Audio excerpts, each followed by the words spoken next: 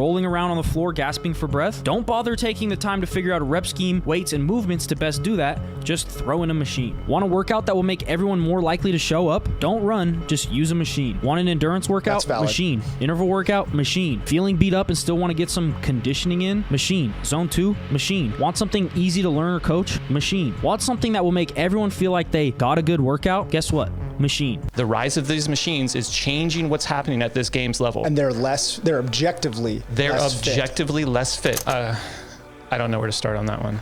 I feel like this is completely void of data. I 1000% agree with. This is just a circular argument. I want to hear why it's moving us backwards. Yes. I've still not picked that up yet. But I completely am with Mason on this. If you're putting a machine in, you're wrong. And that right there is the advantage to using them in your program. He says it like it's a bad thing. This has no bearing on how Castro programs the games. I'm just going to say that. I don't disagree with that. No. Or if they have a truck bed they need to get into. Or a pool to get out of. Or a fence to climb over. Yeah. It doesn't have to be this reality where one has to exist and the other has to die. It's just not the way to make the argument. I think what I almost want to do is I almost want to help him make the argument better. Yeah. Right?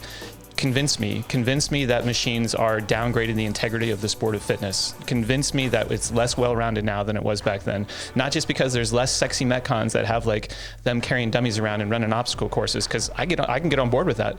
In my mind, these things can coexist. I keep coming back to this idea of it's a false dilemma that the rise of machines means the drop off of other things, and I just don't see that happening. All right, Andrew Hiller put up a Mason startup video on his channel the other day called, well, no, it wasn't called The Rise of the Machines, but the point was that in CrossFit, there is a rise of machines. This has been a topic in the community for a while now. Hi, I'm down here. You can't see me, but yeah, just logistically, I had to be here.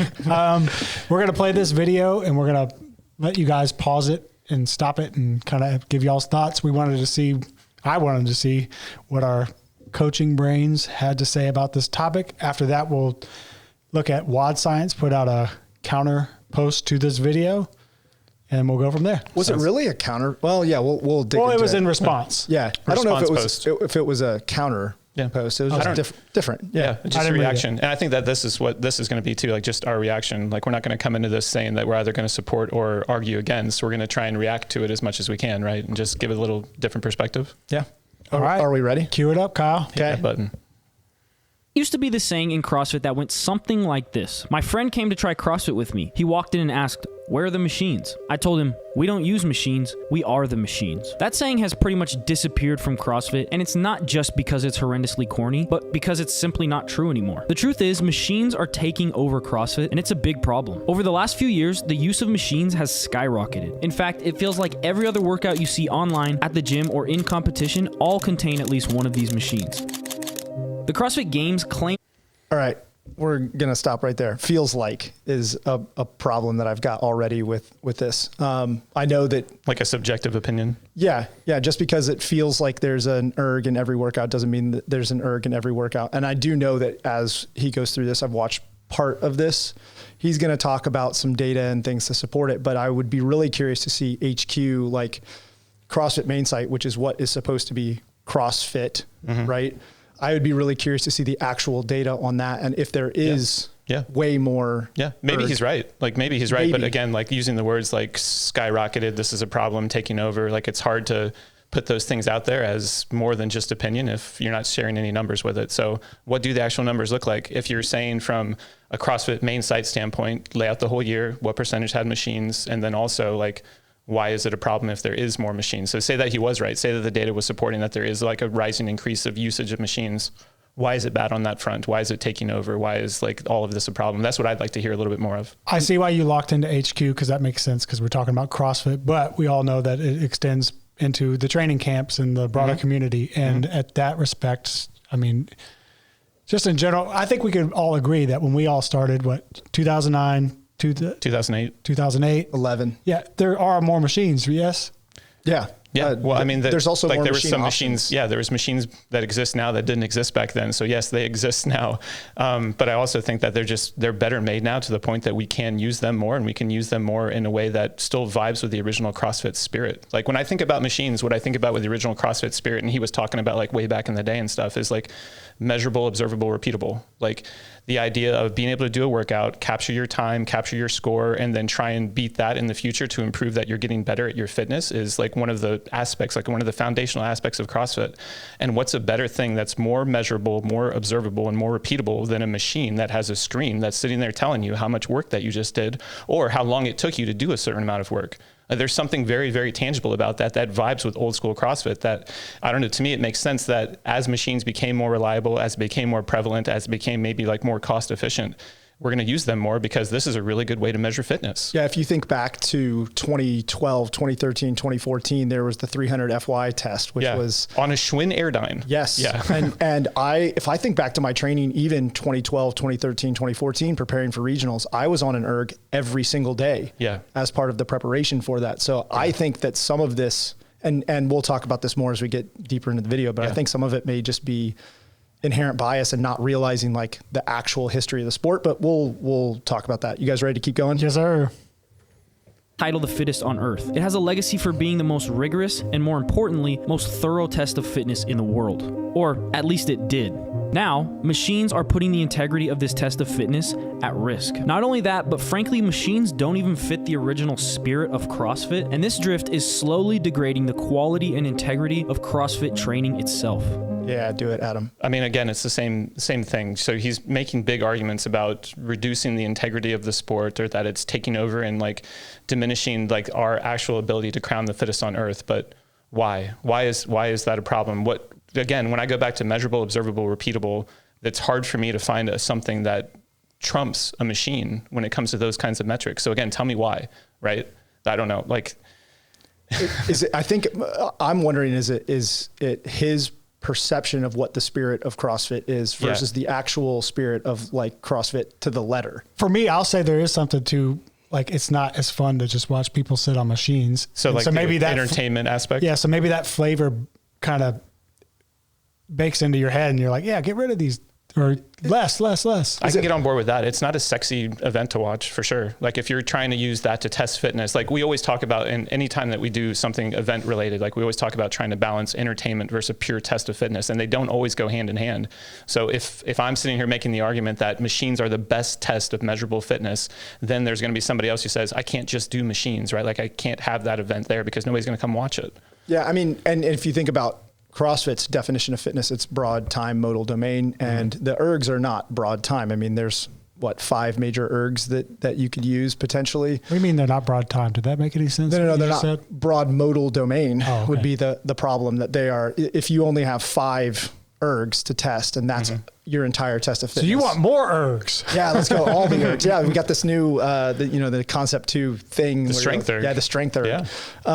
Yeah. No. I think, but also one of the things that I'm picking up here is that maybe there's a conflating the idea of CrossFit equals Metcon. And I think that that's a potential problem. That's always been a problem. It is. But I think that thinking that CrossFit is Metcon and CrossFit is not a method for testing fitness and a definition of fitness like you're taught in a level 1, I think conflating those two things makes it so that an argument like this starts to sound really strong, where it's like, oh, well, CrossFit used to be these hard Metcons like Fran and things like that, and now it's, Echo and Thruster instead, as if that's a bad thing, but you're just conflating Metcon with what you're seeing now. Yeah, to me, it seems like the argument is going where the workout now has less application outside of the gym, where CrossFit, one of the old things that they would always say is like, we're going to get you better at life, like general physical preparedness. Like when you do these workouts, you're going to be able to shovel your driveway better or play with your grandkids better. And I can see the argument to say, if you spend more time on a machine because they're more prevalent now, you can't do these things outside of the gym as well as you could if maybe it was old school CrossFit. I could maybe get along with that, but that's also kind of a false dilemma, because you're kind of saying like, as machines come up, these other things have to go away. And I think that they can coexist in a way where machines can be a really good aspect of the fitness that you have, and all these other things can still exist to supplement your life outside of the gym. So the false dilemma is what I'm sensing here, and I'm kind of like pushing back against that a little bit in terms of like, even if the machines are coming up in both the sport and everyday training, it doesn't necessarily mean that we're not doing this other stuff too. And does that mean it's a bad thing? I think that's like at the most basic, like the machines allow you to do more training. We should talk about at this. the risk of, hold on, before we start, and we might have to edit this out because this might be a huge tangent, but I'm thinking if we just go the whole opposite way, we take machines out, what are we losing? What are we losing? CrossFit doesn't have any more machines. Yeah, we go all the way to the extreme. Well, what was funny is he said that it was like muddying the waters of like old school tests, and he puts up a video of, I think, Josh Bridges doing thrusters to a med ball. Yep. And it's like, is that our option? Is that what we need to do now? But think about it like this, okay? So when we think about energy systems, if you had to just test, like say he wants a well-rounded test. Everybody wants a well-rounded test of fitness. If you know that endurance is one of those aspects of fitness that you want to test at a competition, what's the best way to test endurance? Is it to do 30 minutes of double unders and burpees and kettlebell swings? Or is it to do 30 minutes on a machine? How are we really defining depends. endurance? Yeah, it really depends. I'm testing endurance. I'm not testing skill. I'm not testing body weight adaptability. I'm not testing racing. I'm testing your cardiovascular endurance. Then you put someone on a bike erg because it's going to be the one that's going to require the least amount of skill, where it's going to be influenced the least by skill. Or you put them, I would even say a bike, but as soon as you say you're going to get on a bike, then you require skill. And so it's diluting, a lot of skill. Diluting the fitness aspect. When you said bike just then, did you mean a real bike? Yeah, a real bike. Yeah, put someone on a road bike or a mountain bike. Say road bike every time you do that, so no one's thinking you're talking about an echo bike or but bike. A road bike test versus a bike erg test, very, very different. Well, I would love to say, then you have without ergs, you have access to swimming and you have access to running, if you want to eliminate machines completely. But think about the skill requirements for swimming. I could still beat the fittest Jason Hopper. I could kick his ass in any swim test that swim test that you would give us. Yeah. He's way fitter than me. I'm not saying that to say that I'm. But you're gonna kick his ass in the pool. But I can kick his ass in the pool any day, any time. And it's not that it's so skill dominant that is that even a good test of fitness? It's a good test of swimming skill, but is it a good test of fitness? Probably not. I don't know. It just depends on how you want to define fitness. I think his definition of fitness has these other components associated with it. And I think what I'd like to say is there's ways that you can test aspects of fitness, whether it's pure power output in a sub 30-second time window or max 30 minutes to 60 minutes window, where machines are probably the best option that you have for testing that kind of fitness. All right, let's continue. Let's go.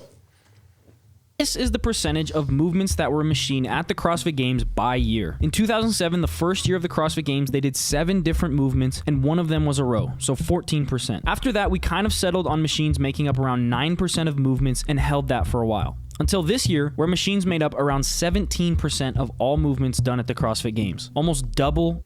Okay, this is a great example of how to lie with statistics. So first off, there were how many tests at the 2007 Games? Was it 4? I think he said 4 and 1 was there, or was it the other way around? Yeah, I don't remember. It was not very many tests. And so this is a great example of essentially how to lie with statistics. Also, there was only one erg available. Wait, what is he lying about?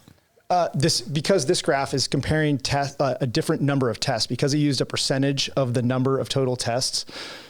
You basically are diluting the information that this graph shows. What they should show is number of tests that included an erg. That would be a much better way to display this information. So this would actually just be one test that had an erg versus it looking like it was a huge percentage of the total testing body. So that's 14%. So that's 1 out of 7 is what he's saying. Yeah. So I think that this. He is showing the percentages though. Yeah, exactly. And he also said 9%, but then it writes 7% here. I got a fly attack. And then that average also is, taken into account. There's 3 years that didn't have any machines. Yeah. The other thing is in 2007, 2008, 2009, 2010, there really was only one erg that could be used reliably, an Aerodyne couldn't be used. And if you look, around 2014 is when the ski erg was released. And then you had the bike erg released, I think in 2016, the Rogue Echo was around that same 2016, maybe it was a little later. It might've been 2018, but we had the Assault bike and then the Assault runner in 2015, 2016. So just as a programmer, you got to think about Castro as a programmer. Now he has access to all these things. Tools. He has extra tools available. And so you're going to see an increase in the amount of tests, the percentage of tests that had an erg in it. But I think if you, again, change this graph around to show number of tests, just raw number of tests, not percentage of the total tests that included an erg, you would see a very different picture than this. And it wouldn't seem quite so disingenuous. Go ahead. It's almost like, would this whole video be a moot point if all these ergs existed when the CrossFit Games started? Would they have just been using them from the get-go? I know that I would have. If I'm a programmer and I'm creating a test of fitness and I have machines as an option and I have machines not as an option, I'm always going to go like, I want to use these. I think that they're a very good implement to have in my toolkit. I do think that, as we get later in this video, we're going to talk about, is there places in the CrossFit testing body where they didn't serve a purpose, where they were just kind of there to be there as like a confounding factor? I agree with him on that. Like maybe they shouldn't be there, but I do think that if the option is some machines or no machines, I'm going to want to use some machines. The other thing that stands out to me on this is, so 2025, if you follow the average, which is even taking into account the years that had 0 machines, now all of a sudden we've got this big outlier over here on 2025, but there's context that goes into this too. So one of the things that Kyle was talking about before is there's other ways to test endurance that don't have them on ergs, right? Like you get them out on a bike, take them out on a run, you put them in a lake. What happened in 2024? Things happen in 2024 when they tried to test endurance in an environment like that. And so 2025 is a reaction to that by we need to reduce our risk. Okay. We need to have these games be a little bit safer, be a little bit more in the box. What that looks like is what just happened right here. They took all of those tests that were outside of the box or would have been done in a format where we could put them on road bikes and have them race, but they were much less willing to accept that risk in 2025. And that's why you get that number, I think. And I think he may make this argument throughout here, and maybe he doesn't, but this is potentially just a safer games. And in the end, the goal is to test the athletes, but it's also, we want to keep the athletes safe. We want them to be able to complete the test of fitness. And the ergs do provide some of that. It's a safer method. It's a proxy in some way to the real world, like version of the erg, right? Like a road bike, like a bike erg is a proxy to a road bike, right? Or a ski erg is a proxy to maybe some swimming a little bit, but like you can understand a little bit more contextually why that number is up a little bit higher. It might not be because there was a machine bias. It might be a reaction to what happened the year before and them trying to adjust around that. And it's also, this past year, there were fewer tests than there had been in previous years. So if there were ergs showing up in more of the tests, then it's going to represent a higher percentage of the total testing body. But okay, cool. Let's play. I just think that this is disingenuous. Average. And if you consider the runner a machine, then that number jumps up to 21%. 1/5 of CrossFit is machines. 1/5. But that's just by movement. If you break it down by event, then machines were included in half of all events at the 2025 CrossFit Games. Not only are there... Just quickly, this is a better graph. Like this is we went on the whole tangent. And the dude follows up. This is a better graph, but still doesn't tell the entire story. The fact that there was only one erg available back in 2007 and that we have many more ergs available at this point, and the story that Adam just told. Yeah, I think it's set up to highlight this outlier up here. But the other thing that he might be getting there. It doesn't vibe. Well, he's saying a trend, right? Like he's saying that this has been a trend that's happening for 5 years. But if you take out that 2025 outlier, that's a flat line. That's not a trend. So I'm going to ignore that argument and say that machines are becoming more prevalent, because this is just games. This doesn't take into account CrossFit HQ or Rogue or Wadapalooza or anything else. So let's assume that the data is there, that machines are becoming more prevalent and they're getting used more often. Let's continue to hear his argument about why that's undermining the test of fitness, because that's what I want to hear. It also reminds me of the dumbbell year at regionals, but we can talk about that at some other point. Issues with machines in general, but this reliance on machines is actually undermining the integrity of the sport of CrossFit. This is the 8th event of the 2025 CrossFit Games. Now, let me ask you a question. If the Echo bike in this workout was swapped out for a rower, how different would the outcome have been? I'm going to assume that we're all on the same page, knowing that the outcome of this event would have been almost, if not the exact same, whether it had an Echo bike or a rower, which proves a point. Machines all test the same form of fitness. It's very... No, that's definitely not true. Toby is extremely good on the Echo, and he passed 5 people on the Echo at the end. He's not anywhere near that level of an outlier on the rower. I get what he's trying to say, but it's not the best example, because there's a certain kind of athlete that, especially on an Echo bike, you can sprint and get to that point in the exponential curve where you're getting so much return on your investment that it's way different than somebody that's grinding on a rower like this. So I get what he's trying to say. Like, if you're good on one machine, you're probably good on other machines, but there's, like Kyle just said, there specifically the Echo bike, somebody who can sprint on that, like picture Tim Poulsen or a Toby, they're going to have a huge advantage on that. So I understand the point, but I think he kind of messed it up with that example. Yeah, I would say using the rower and the ski erg would probably be the two that are the most interchangeable in terms of. You can't really game those as much. Like you can still push hard on those, but it's not getting to that point where like you're getting a calorie every second. I also understand his point. Yeah. Continue. Yeah. That you will ever have someone who smashes a rower that sucks on an echo bike, and the opposite is true as well. Sorry. You know what would have been even better, I think? Take that same test and just take the echo bikes out. Now, what does it do? Is it now a handstand push-up workout? Was that the intent of the workout? That's what I want. That's what I want to talk about a little bit more is like this, Mason, I think has an opinion about what it is that these people are trying to test, but does it vibe with what they think that they're trying to test? Because if Castro, whoever programmed this, says that I want to test somebody's ability to do handstand push-ups under fatigue, or I want to see what they're like on an echo bike after some other fatigue. Maybe he tested what he was trying to test. Maybe he didn't. Maybe he wanted this to be just purely handstand push-up yoke workout, in which case, why the heck is the echo bike even there? Yeah, I've had this conversation with coaches and athletes before. The fact that we assume that they're trying to create balanced tests or they're trying, and we're making a huge assumption about what their intention is with a test anytime. And it's impossible from the outside to understand the intent behind the test. And so I think like this is part of the problem with this argument is like he's making assumptions about what he thinks is trying to get tested here without really knowing what it is. And I don't know what it is either, but I know that anytime I look at somebody else, I'm trying to put myself in their shoes and say, what is it that you're trying to test right now? Because the handstand push-ups in that event, or like the handstand push-ups at the Rogue event, like those were the Rogue event, they were meaningless. Here, they mattered a little bit more. Yeah, I think his argument is essentially that you could have changed the handstand push-ups here to ring muscle-ups and you would have gotten a very different result. And so the ring muscle-ups, or I'm sorry, the handstand push-ups in this workout were the separator, and that the ergs were not a separator in this workout, except that the people that were already good at them were going to do well at them and the people that weren't. But that argument can be made for any of the movements in a workout ever. Okay, let's replace the yoke with a sandbag carry. Are we going to change the results that much? Nope, but it's still strongman.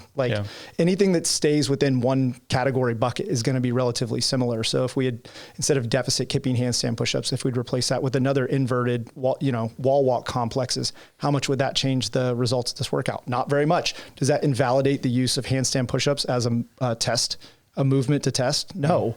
It's just the fact that anytime you include a component from a bucket, and ergs are a bucket, handstand gymnastics are a bucket, yoke is part of the strongman bucket, you can pretty much interchange those with any other movement within that same bucket, and you're going to get essentially the same result. There might be minor changes, but they're going to get essentially the same. Yeah, it's an argument, but I don't think it's a very valid argument. Continue.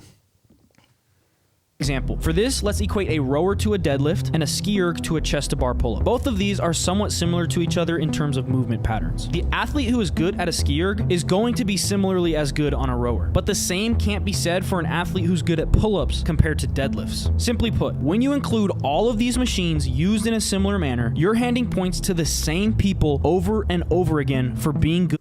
All right, there is so much conflation going on here. Went right over my head. Before you jump in, that shot of Noah at our old gym just made me miss the old gym. Yeah, right. Shout out old gym. Yeah. Okay, so you're saying deadlifts and rowing, skiing and pull-ups. No. And so and the video that he showed was Noah deadlifting 315. Yeah. Is that right? Yeah. Okay. So deadlift is a row. Pull-ups is a ski erg, is essentially the argument that he's making. But those things are not the same. So one of those things is body weight dependent, and the other one you're moving an external load. Yeah. And so that argument, like his analogy is just so invalid there. It would be like lat pull down, a better example. And then we were introducing a machine, but it would be like lat pull down and deadlift as a comparison. And I would think that someone who's really strong in a deadlift would probably have a better lat pull down than someone. You're comparing a body weight movement and a loaded. That analogy didn't do him any favors, I don't think, especially with the weight on the deadlifts and trying to compare that to rowing. Just because the movement patterns are similar, it's like it's like saying, okay, go back to my swimming example with Jason Hopper. Jason would kick my ass in any ski erg workout you could ever invent, but they're both upper body pulling that and butterfly. We're gonna race 100 butterfly, so he should win, right? No. Like that's just not a valid argument. Movements are different. And especially when you add load and you can't compare the two. Yes, they may be within similar movement patterns. Yeah. But like loading matters. And skill components matter as well. Have y'all watched any of Mason Startup's videos before? No, I'd actually never come across him until he sent me this. I've seen like maybe like 3 or 4, and I think he does a really cool job of like, you could tell this guy like loves CrossFit and like puts in the work to make these really awesome, as you could tell, like in-depth videos, goes and finds all the stuff and puts it in. I just get the vibe that maybe there's some things that he's like, he doesn't know what he doesn't know. And that's kind of like what y'all are alluding to there. It's like, and my impression would be that he would hear y'all say that and then be willing to learn. And I'd be willing to interact with him on it. I think that like there's trends that exist in the sport and there's biases that exist in the sport that it's our job as coaches to try and keep our finger on, right? Like we need to understand how the sport is evolving over time, and we need to try and come to a point where we're preparing our athletes for it. So if he's noticing trends that like we either miss or we see at the same time, like I want to hear these people's opinions and I want to talk about them. This argument specifically, I'm trying to understand why the wording is so strong about undermining the sport of fitness with more machines. What he's saying right here about including machines where they're not a separator, I 1000% agree with. If you're going to put a machine in a workout, just to put a machine in a workout, just to have it be a little bit more, I don't know, aerobically, to have a triplet instead of a couplet, right? Just to put something else in there. Don't do that. I've heard you say that a lot. I say that all the time. If you have an idea about what it is that you're trying to test and you know what you want your separator to be, don't confound it. Just make it clear, make it simple. That was my huge feedback at Rogue. They had so many aspects of the Rogue workouts that were there just to be there. Just the because worst was their brand this year, the ski buy-in. Man. But what a waste. That is lazy programming to me. Machines are awesome. I think that they're beautiful ways, especially if they're programmed intelligently. But I completely am with Mason on this. If you're putting a machine in just to put a machine in, but you know the separator is going to be somewhere else, that's bad. But I don't think that you can, I don't want to go into this too much because we've got a lot of this video to keep going, but I don't think you can just say, I'm going to if I take the erg out, that the results don't change. I'm not sure that necessarily invalidates including an erg in the test. Because like I said, the same thing, if you took the yoke out of that handstand push-up test example that he gave and you did 50 calories echo buy-in, did the handstand push-ups and 50 calories echo buy-out, you're going to get the same result. And you took out what I think everyone would agree is like an important element of that. The yoke was heavy, but it wasn't heavy enough to really bottleneck anybody to the point that they got completely knocked out, or if they were good at the handstand push-ups or not good. Like that was just a test of handstand push-ups, but no one wants to just watch them go do 30 kipping deficit handstand push-ups for time. Is that an argument about having those things in there for an entertainment value? I think maybe. I mean, you got to consider that if you're the one who's programming for the CrossFit Games, that is a component of programming for the CrossFit Games, that you are not just programming the test of fitness, but you also have to consider that you are programming a story essentially, and that there has to be enough space within the workout to tell the story. Hit it. That one form of fitness. Imagine the outrage if at the 2025 CrossFit Games, this row was swapped out for a bunch of 95-pound snatches, this ski was swapped out for 95-pound clean and jerks, this bike was swapped out for 95-pound overhead squats, and this bike was swapped out for 95-pound thrusters. That would seem abhorrently redundant, and yet it's probably even still less redundant than what actually happened this year at the Games with all of these machines. The CrossFit Games are supposed to test who has the most well-rounded fitness in every and all aspects, not just who can output the most calories. And if you're still not convinced, ask yourself if it makes sense that this year the CrossFit Games included 2 types of bike machines before including an overhead squat, a pistol squat, a ring muscle up, a GHD sit-up, a wall ball, a bench press, a get over, a sled push or pull, a pig or tire flip, a farmer's carry, sandbag carry, swimming, or a legless rope climb. Why does the order matter? Before including kettlebells, sandbags, rings, parallettes, sleds, or some sort of tire or pig flip. 2 different biking machines before including any of those. And so he again, somebody explained that to me. Why does it matter that the bike was tested before those things? There wasn't cuts. If there was cuts and like he's testing bikes and we never got to a pig, then I would, as an athlete, be like, hey, that sucks. Like I suck at bikes, but I'm really good at tire and I never got a chance. But why does the order matter? It doesn't. Okay. not only is this shift towards machines undermining the quality and well-roundedness of CrossFit competition, but this issue has bled into CrossFit training as a whole. When I started CrossFit in 2019, a rower or assault bike would show up about every 10 days at my gym. Back then, seeing them featured on an Instagram... All right, hold up. You can't use your gym's programming as an example of what of a representation of what CrossFit is. because first off, if your gym, there's a lot of ifs here. If your gym is programmed by someone who, by the gym owner or the head coach or whatever for your gym, then their programming is going to be their inherent biases, not the sport's inherent biases. It's also going to reflect what they have available, what their clientele want. Yep. Yeah. And so using your experience, your N of 1 experience without going back and, like we said early on, analyzing the data from HQ, like just to see what it actually looks like, you're just making a very, very thin argument. Yeah. No, I mean, maybe he's right. Maybe the data supports, maybe more gyms than not are using more machines these days. It's just not the way to make the argument. I think what I almost want to do is, like, I almost want to help him make the argument better. Yeah. Right? Like convince me that machines are downgrading the integrity of the sport of fitness. Convince me that it's less well-rounded now than it was back then. Not just because there's less sexy Metcons that have, like, them carrying dummies around and running obstacle courses, because I can get on board with that. In my mind, these things can coexist. Like, I keep coming back to this idea of, like, it's a false dilemma that the rise of machines means the drop off of other things. And I just don't see that happening. Yeah. Nothing else to add to that, Adam. From an athlete on CrossFit.com or at a competition felt much less common. Compare that to the last few years, and every gym I have seen has the rower and bike at least once a week each. And if you do any extra training from any of the major CrossFit programming companies, you can expect to see a machine featured just about every single day. If you've been around CrossFit for longer than a few years, you can look. There's a really good reason for that. And that is the fact that all of those camps that he just listed train competitors in the sport, and we've paid attention to the trends in the sport. So, like, this is just a circular argument. It's like, well, all the training camps are programming ergs more often. But if they took all that stuff out, y'all would program it less. Exactly. What he was going to say earlier with the dumbbell, you want to do the dumbbell argument, like how we responded to that year? Yeah. So this was before Mason was involved in CrossFit, because he started in 2019, but at the 2017 regional, CrossFit had the trend had been that the loads on the bars had been getting heavier and heavier and heavier. In fact, we saw at regionals 405-pound deadlifts in a Metcon, which prior to that, 315, maybe 355, I think might have been 355 had been the heaviest. So, like, we just seen this trend of loads going up every year. Y'all were prepared. And we're responding to that. We're responding to that. Yes, we responded to that appropriately by making our athletes strong as hell. Yeah, you did. Yeah. And then what happened, Kyle? Tell them what happened. We showed up and the programming had 0 barbells, and there were 4 workouts with a dumbbell.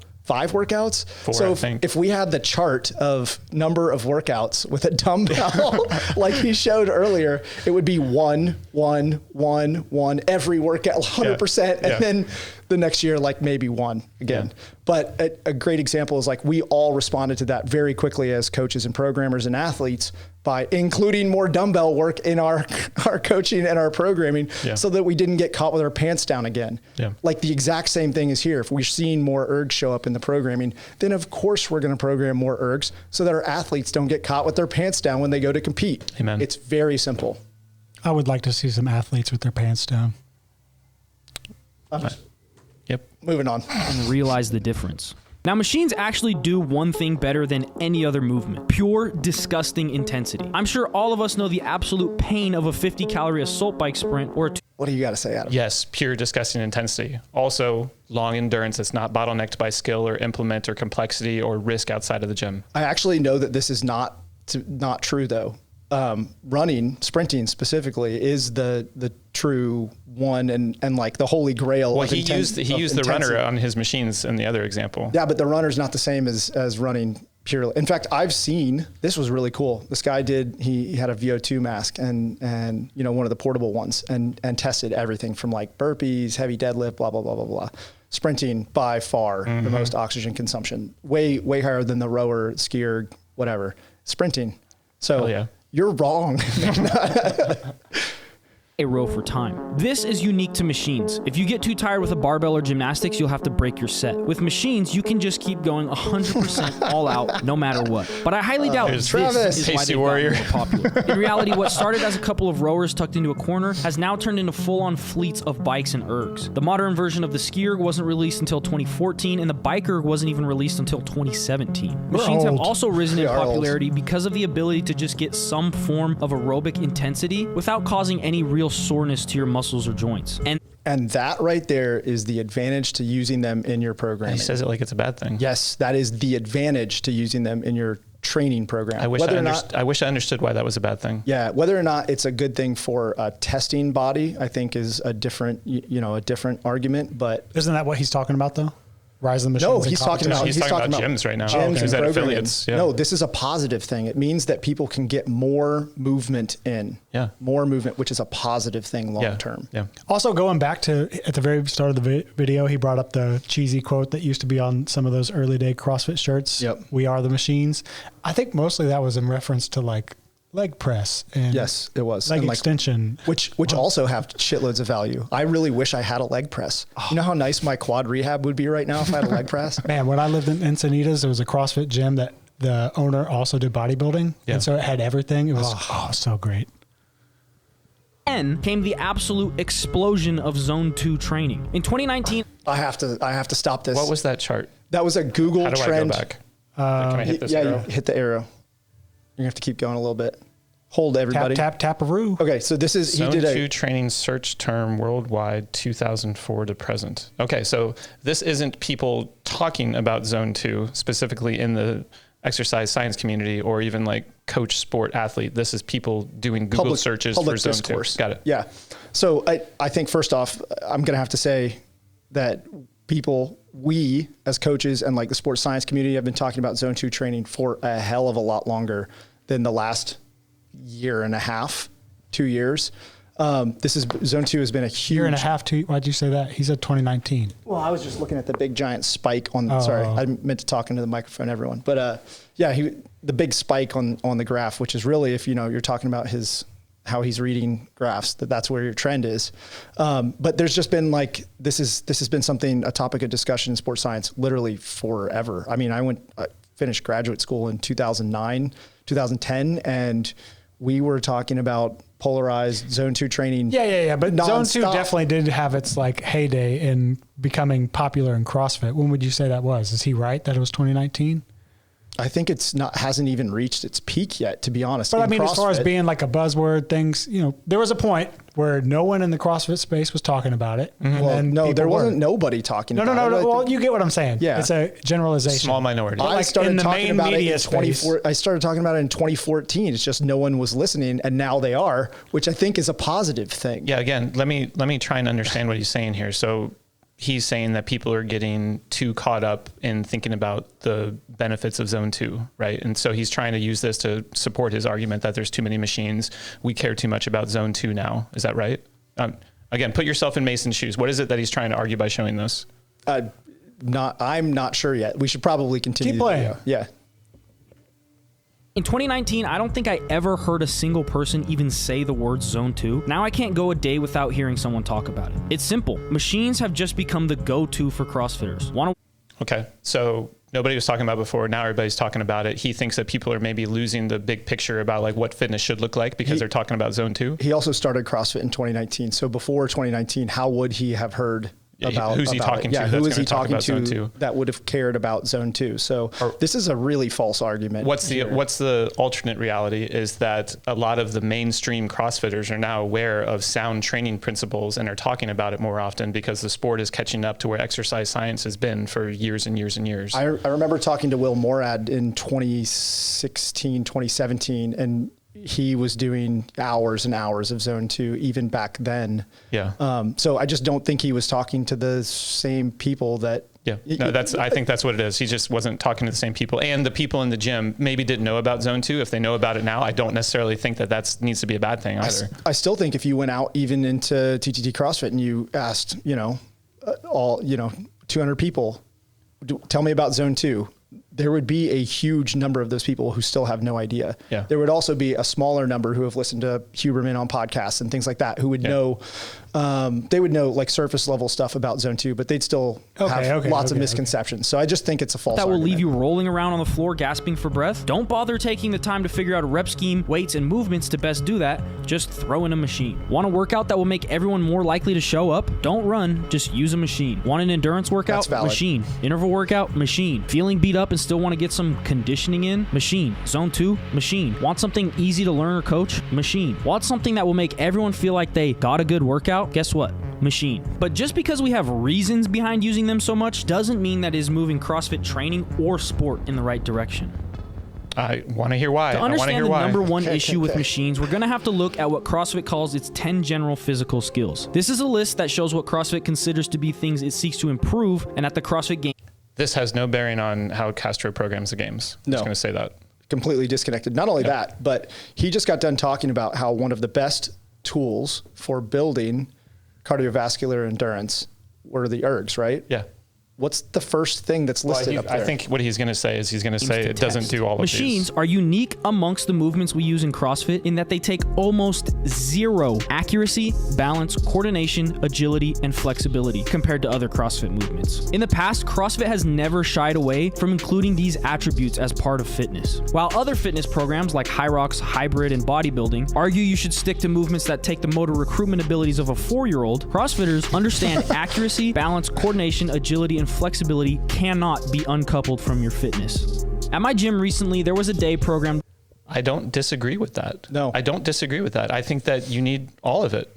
But I don't think that the more prevalent machines are taken away from the other things that he's arguing about, the things that test agility and balance and coordination. Like I think in a well-programmed either event or training plan, all of those things are in there. And if he's talking about machines as one of the things that are able to best train and test cardiovascular endurance, it's just a tool. It's a tool in the toolkit. And it turns out from a programming and coaching perspective, if you want to build high levels of cardiovascular endurance, you're going to have to be on the ergs more than once a week, which was his original argument, which was basically that when he first started CrossFit in 2019, he saw the ergs one time per week. Yeah. But if you want to build high levels of cardiovascular endurance, like elite levels of cardiovascular endurance, you have no choice but to be touching the ergs and running and all of the components of the sport. I want to hear why it's frequently. moving us backwards. Yes. I've still not picked that up yet.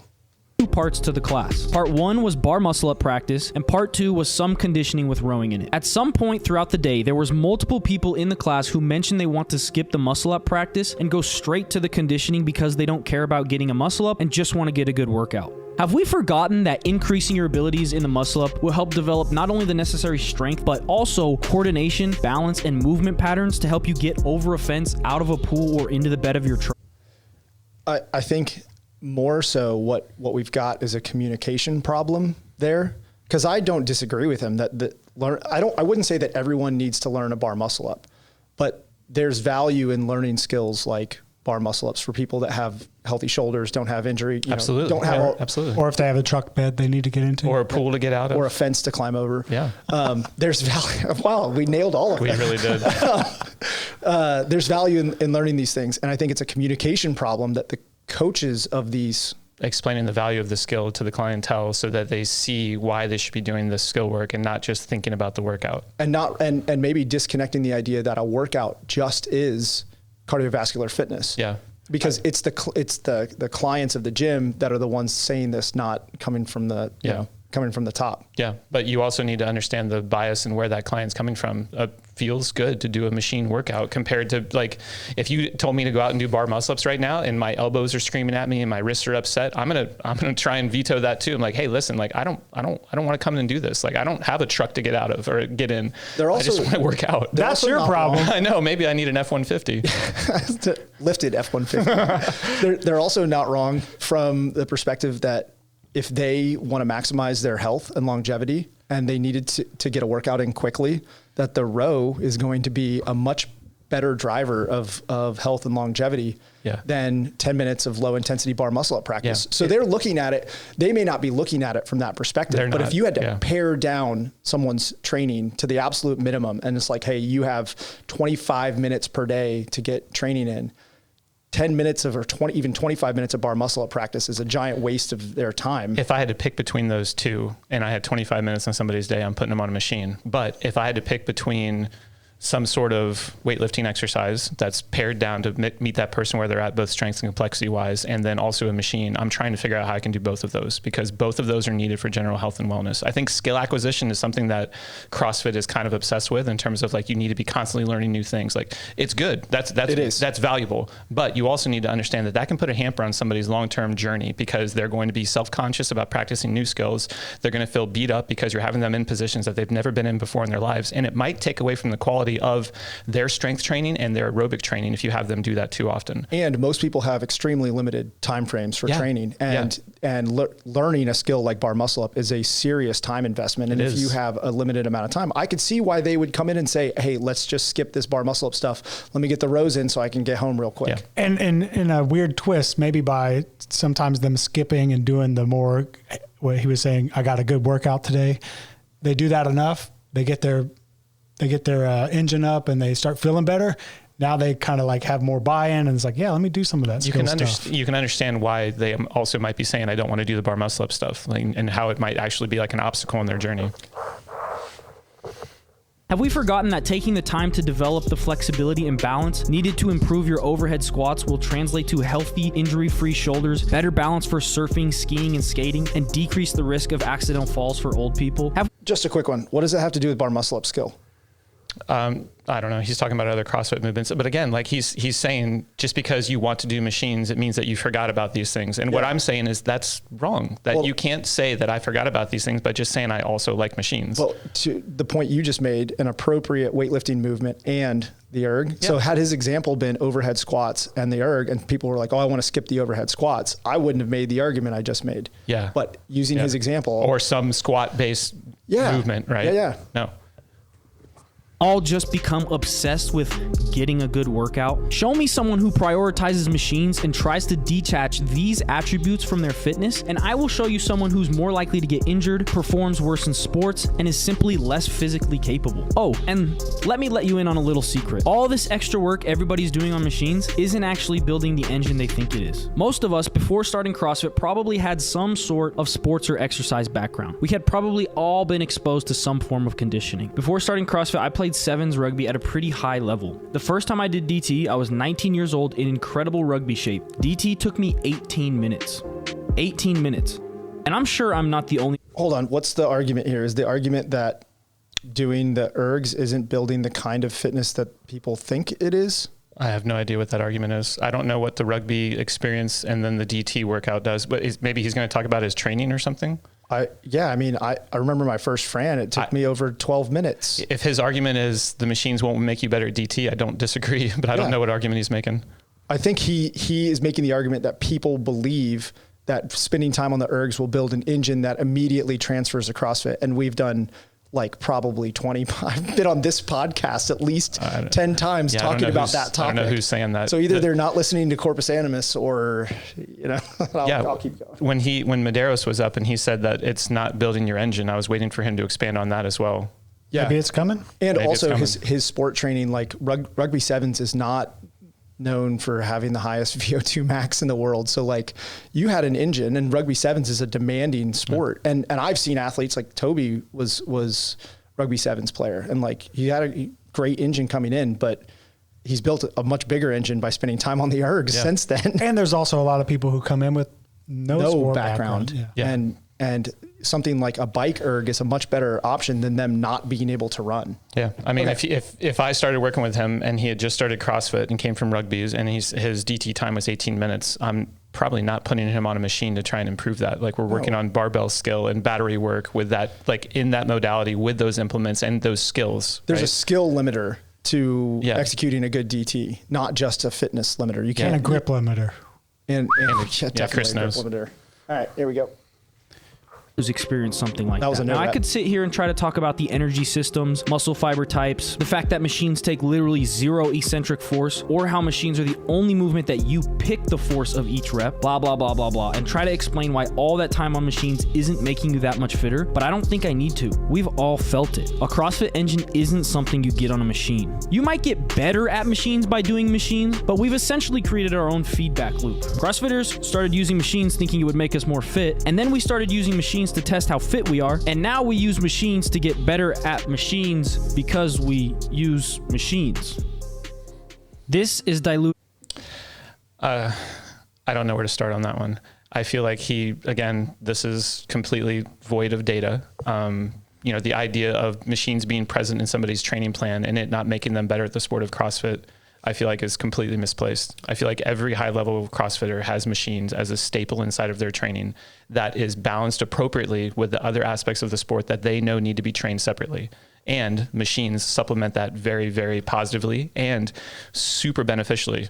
And I'm trying to understand what it is that he's trying to say with it, because I'm not going to put you on a rower to improve your DT time, but if I can use the rowing to supplement some of your aerobic work while we work on barbell skills so you can improve DT and make yourself a better CrossFitter overall, tell me why that's bad. Yeah. So what's being neglected here, what's being missed by his argument is the fact that you can run an assessment on someone and determine, do they need to develop their fitness on the ergs or do they not? And you can do that by just testing their ergs and see where they fall relative to the rest of the sport.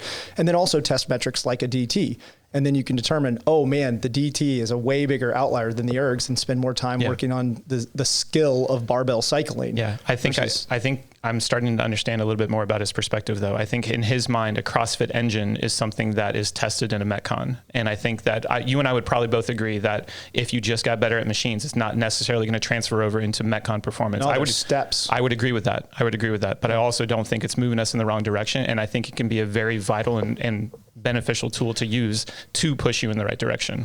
I think the reality is that the ergs are what allow you to push your ceiling up to make it so that you can build. And then you remove the bottleneck so that the bandwidth isn't there anymore. Yeah. Maybe Mason is the heir to the Eleiko empire, and he just has barbells. He's got barbell investments. Yeah, he has like a strong position and big barbell. Things out of here. He's part of big barbell.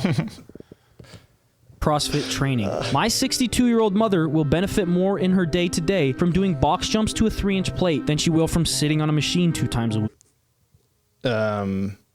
She will benefit. She will benefit, absolutely. But not more.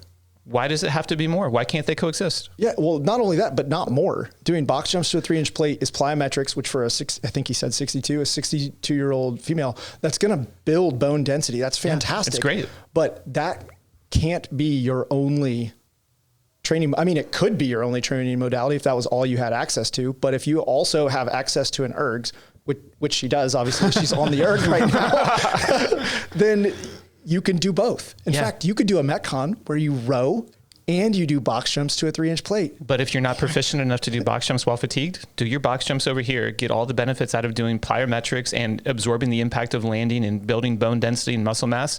And then if you want to improve cardiovascular endurance, you can get on your machine afterwards. Or pretend it's your choice. It doesn't have to be this reality where one has to exist and the other has to die.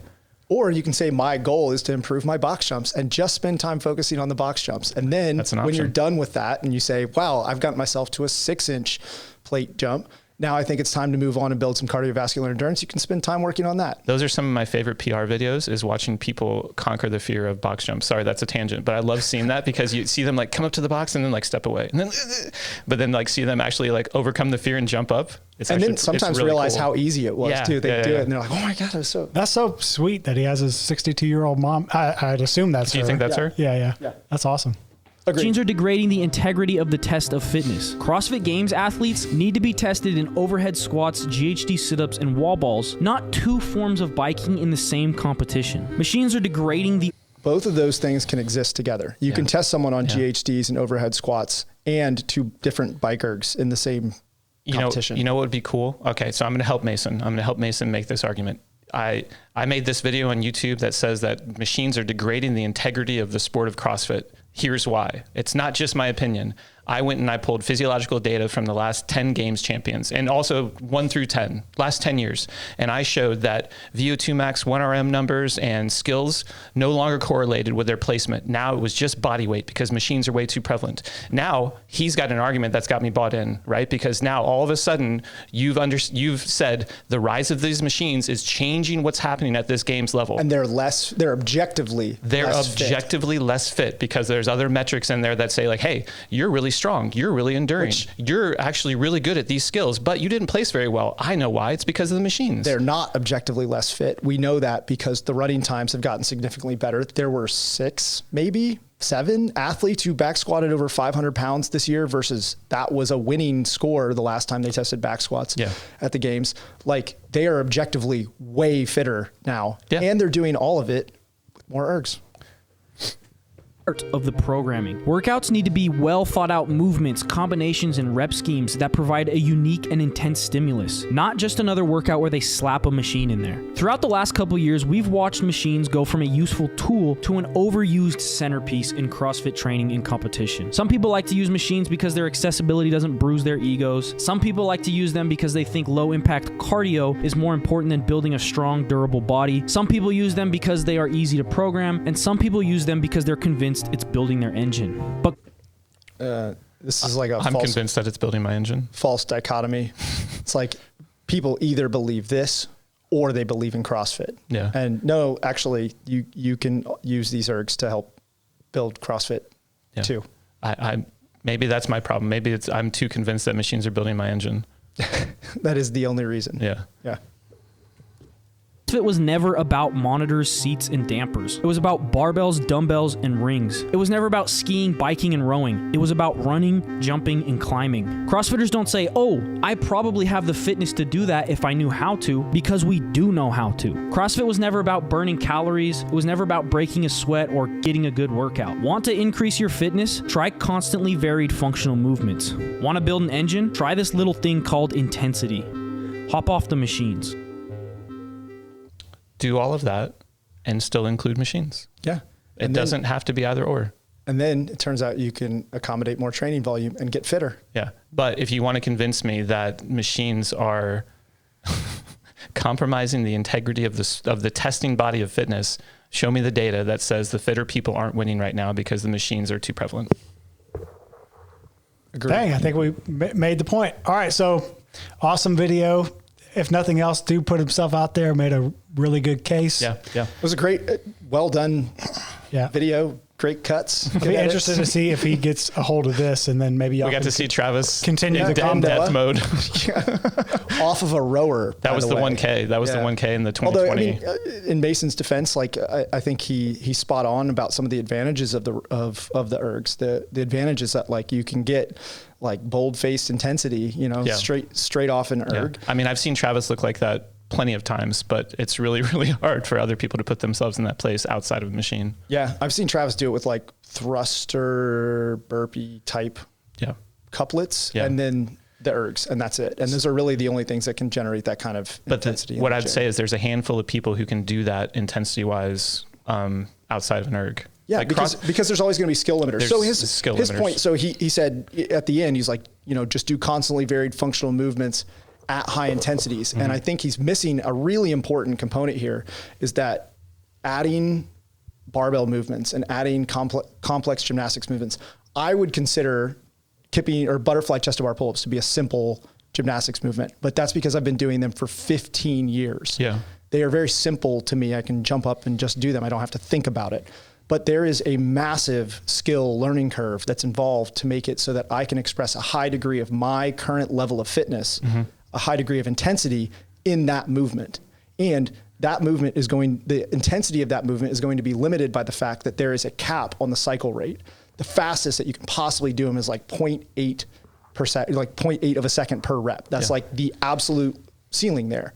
And so ergs remove that cap. They make it so that intensity is, they like democratize intensity. So anybody has access to intensity. There is no skill limitation. You just go on the erg and you go hard. Yeah. And so I think that is one of the big flaws in this argument, is that he's got two things here. You got the gym, right? Gym populations. And like they should be using the ergs because it allows people to get introduced to intensity early and get a taste of what intensity in training actually looks like before they have to go through all these skill acquisition components before they can actually express intensity.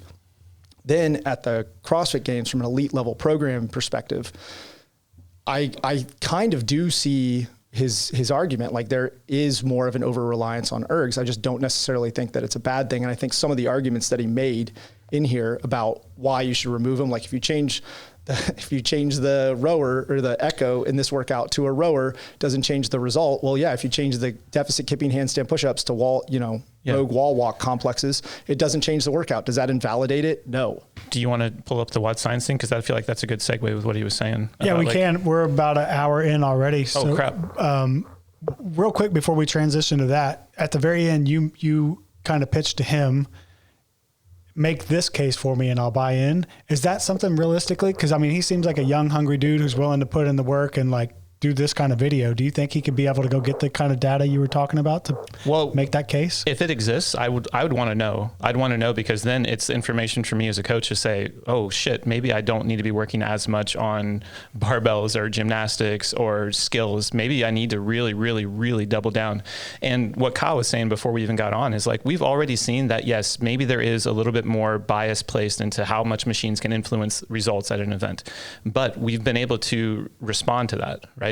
When he says words like compromising the integrity of the sport, what I'd want to see with that, if I'm trying to help him make his argument, is show me fitness metrics that exist outside of that competition that show a certain subset of people that aren't placing high at that competition. And that means that there was probably an over-reliance on machines, and that backs up your argument.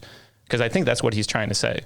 Yeah, I also think that that's what he's trying to say. But I think, okay, this is going to take a little bit of a roundabout explanation, but let me weave my way here. We take someone like Jason Hopper, who obviously is a monster on the machines. He's a big, giant athlete. But one of the things that comes with being a big, strong athlete is power output, right? His ability to generate high wattages, regardless of how you measure it, whether it's like a 1RM jerk measuring wattages, or you're measuring wattage of, a sprint on an echo, the dude can generate a ton of power. And he's been able to build the capacity to maintain a high percentage of his max power for a long period of time, and the skill set to be able to express it in a variety of movements. And that is what makes him the best athlete in the sport, the best male athlete in the sport right now, is the fact that he's got a really high power output, has developed the capacity to sustain it, and the ability to express it in a large variety of movements. And any athlete that does that is going to be really good at CrossFit. And it doesn't matter how you test it. And Adam, you're killing me with your microphone there. I'm holding it. It doesn't matter how you test it. Jason is going to finish pretty damn well because he has those components. Yeah. What would be really interesting that would back up Mason's argument is to take 2025 Jason Hopper or 2024 James Sprague, their current fitness, and put them into the 2021 games. If you can run that sort of like hypothetical situation and say that they're not going to win the CrossFit Games, they only won this year because it was machines, then I'd probably be more likely to agree with him that machines had that 2025 had an over-reliance on machines. But I think one of the things that I agree with him a lot on is that there were some instances probably at these games where machines weren't a separator. They probably didn't have to be there, that whatever caster was actually trying to test could have existed in isolation. Maybe he included them for the entertainment purposes, or like the ability of somebody to track a narrative over the course of a workout. But I don't think that it actually influenced the test of fitness to that point, and maybe it didn't have to be there. If that's the case, I agree with him on that. Yeah, I don't think that I would disagree with the idea that including the ergs. I think that this year's games may not have been the best representation of CrossFit Games programming. But we kind of know why. Yeah, and we've already talked about that. Yeah. Like the whole community has already talked about that. I don't think it was because of the reliance on ergs. I think it was the fact that all of the events were done inside of a building, but there was a reason that they were done inside of a building, and athlete safety was the priority this year. So I think this year was potentially a little bit of an outlier, which we already saw. Mason showed that very clearly, that this year was an outlier in terms of programming, and that I don't think we can draw really broad conclusions about the state of the sport from one season of the CrossFit Games.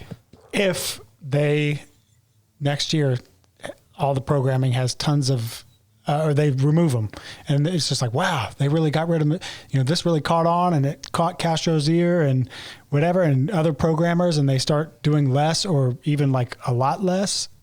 Is that going to make y'all change how you train and prepare it? No, because if we go back to Kyle's dumbbell example, that was a one-off. Like, there was never a year after that where there was just a complete absence of barbells. Like, we knew that he was throwing a curveball at us. And I think that to take machines completely out of the higher levels of competition is going to be a one-off like that, because barbells are a good test of fitness. Machines are a good test of fitness. Castro wants a good test of fitness. So he always wants to keep us on our toes. And I think it's been good. Like, I think it's an evolution in the sport that he's been really good at driving us forward in terms of weights on the bar that people can cycle, gymnastic skills that people have to be able to have, or running paces that people need to be able to keep up.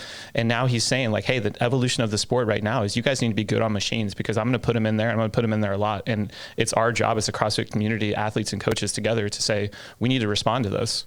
Yeah, I think I will always adapt the way that I train my athletes to the demands of the sport, because that's what good sport coaching is. And so if the demands of the sport change dramatically and they're like, we've banned all ergs from CrossFit events, well, then my athletes who compete in the CrossFit season, I have plenty who don't also compete in the CrossFit season, so they're prepared for their demands. But for my athletes who compete in the CrossFit season, we will train and prepare for that. It doesn't mean they won't do any ergs, because I still see the value in the ergs in building that, the underlying aerobic base and raising the ceiling and things like that I've already talked about in here and on other podcasts here. But I think, I will shift and move and sway and bob and weave with the demands of the sport. And so one of the things that I thought was interesting about the WOD Science approach, do you want to pull that up or are we running over? If you have something to say, let's do it. So he talks a lot about what the apparent downside of machines was. And if I'm going to try and put words in his mouth that I think that he'd agree with, it's that people have an over-reliance on machines to the detriment of them paying attention to the other skills. Do you think that's fair? Say that. Sorry, I was trying to pull up the post. So pretend that we're here and we want to summarize Mason's argument, right? There's an over-reliance of machines in the CrossFit community and in the testing body to the point where we're not paying as much attention as we should to just testing agility, balance, coordination, barbell skills, right? Like people get obsessed with machines to the detriment of paying attention to the other things. Yes, true? 100%. Okay. So that being said, I would agree with that if I thought it was true. I don't think it's true. I think that things can coexist at the same time. Now, when we talk about the testing body, one of the things that WOD Science pulled up that I thought was really good and I agree with is that in the testing body of CrossFit, when you're thinking about all the other movements associated with it. So when we first started, I said, I think machines are the most measurable, observable, and repeatable, right? I think that it's probably pretty close to being as fair and as repeatable as possible. There is an over-reliance and a very big dependent point on body weight, right? Body weight has a huge component onto how much power you can put in a machine. But usually the people that weigh a little bit more tend to also be a little bit taller, right? When people are tall and you're testing other movements inside of the sport, the anthropometrics have a very, very big confounding factor, like he pointed out in there in one of the other studies. Yeah, so basically what they found, and they did a very large scale study, but they basically found that the longer someone's femur, thigh bone, yep, the worse they performed in a series of mixed modal CrossFit tests. Yes, that's important. So now when we're thinking about a well-rounded test of fitness, right, we know that we want you squatting. We know that we want you lunging. We know that we want you doing gymnastics. We know that the longer your femur is, the more to disadvantage you're going to be in those other things that we know we want to test. Now, we also know that machines are going to bias you a little bit more. They're going to be more in your favor. If we know that there's things over here that aren't in your favor, and we know that machines might have an ability to balance that out, don't you think that they need to exist at a little bit higher of a percentage to make sure that that balance and that ratio actually exists? I would say yes. I think that one of the things that is a challenge and has probably not happened yet, but I think a testing body at a competition needs to take into consideration the weights of each of the components of a workout. We just don't have a good way to do that yet. We know that femur length impacts squat speed. We know that arm length impacts handstand push-up capacity and speed, because people are just moving a smaller body weight, a smaller range of motion. Yeah. We know that the ergs do reward power output. He also posted the same slide or a similar thing where they showed that the heavier an athlete is, the higher their power output, 20-second watt test. The same is true, the higher someone's back squat, the higher their power output on a watt test. Sure. Very tight correlation. So we know that body size and strength and mass have an impact on performance on the ergs. We also know that those same things have a negative impact on body weight movements and barbell squatting movements and things like that. What we don't yet know is how much of an impact those things have. We know that there is a trend. We know that that exists. And so I think eventually CrossFit competition programmers will have, and this is a big eventually, essentially like a weighted list where if I'm going to include 50 strict handstand push-ups, in order to balance that, I can use X number of calories on an erg that creates this kind of balance where it brings everyone to the center and eliminates for anthropometric differences. And I think that might be an interesting way to go. Now, there's plenty of people who are going to, CrossFit purists that are going to be like, oh, there's no body weight categories and all this stuff. And it's like, yeah, but in the end of the day, we want to use the fittest, not the shortest fit, or the tallest and heaviest fit athlete in the world. We want to see the fittest. And I think what might happen is you'll see the body weights and sizes continue to like move to the middle more so. The more ergs there are, the more they're going to bias towards heavier, larger athletes.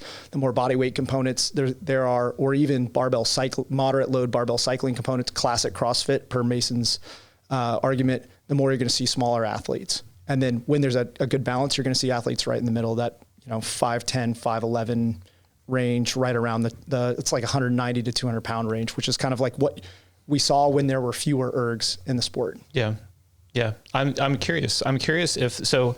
I can look at the sport and I can look at the top 10 in the guys and the girls fields, and I can come up with like some of an avatar about what that person looks like. Now Tia breaks the mold because she's like, I think her bio is like 62 kilos or something, or no, even less than that maybe. But like most of the girls weigh like 160 to 170. They're at this certain height range. The guys are probably like 210 to 215. Like most of them are around there. And I'm wondering if a lot of that is like, this is an avatar that's kind of self-selected it as a result of the recent testing body, or bigger people have gotten better at the other aspects of the sport that now this matters a little bit more. Does that make sense? Yeah. I think that is going to be really tough to dissociate those two components, because I made the argument for a while that it was the bias of the testing body. Yeah. That the bias of the testing body has started to select for larger athletes. But I absolutely also have seen some of my larger high-level athletes start to build running metrics that we know that's happening. 2 or 3 years ago I wouldn't have thought were possible. And part of that's just that the training methods that we're using are continuing to get better and better and better. Yeah. And we're realizing how much extra erg work we can have athletes do that also translates over to the other aspects of the sport. So it's like they continue to get better, and their movement economy in mixed modal barbell sport and bodyweight gymnastics stuff gets better, and they just have inherently higher power outputs because they're larger athletes. And this is exactly kind of what I just touched on those 3 components with Jason. That's why we're seeing them start to become the best athletes in the sport. Yeah. I doubt we'll ever see someone who's like 6'8". Yeah. There's a point of diminishing returns. Yes, there will definitely be a point of diminishing returns. And I still think we'll see it, kind of congregate around the middle of like 6 foot to 6'2", around, like you said, that 210 to 220 range, with massive engines, incredibly impressive running metrics, all the especially for and all the skill sets, economy in every movement. Yeah. But like what that requires of those athletes, Jason Hopper's talked about this in podcasts before. He's like, I did like death by burpees for years. Mm-hmm. And why did he have to do that? To build the economy, the movement economy required in order to be extremely efficient at a movement that really does reward a small athlete, which is why Colton Mertens has the fastest burpees in the game. Sorry, Jake. But like, that's really where it comes down to, is that big athletes are going to have to really, really, really spend time making themselves as efficient as possible in those simple body weight based or mixed modal movements and build their economy.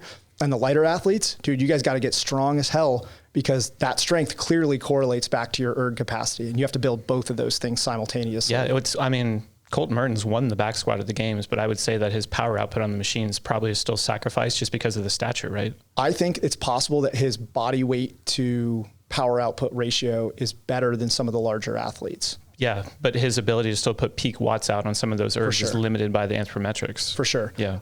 What I want to see, and Colton, if you're listening, which I'm sure you're not, but if I would just shoot me a DM and send me your 10-minute echo and your body weight, and I just want to calculate your calories per pound of body weight, and he may have the highest power output per body weight. The best ratio per body weight in the sport. Yeah. Now, does that mean anything when you go test a 10-minute time trial? Not until they introduce body weight classes. But it also tells you a lot about what you have to do, tells everyone else a lot about what you have to do being a smaller athlete. Drive your strength metrics through the roof so that you can maximize power output as well.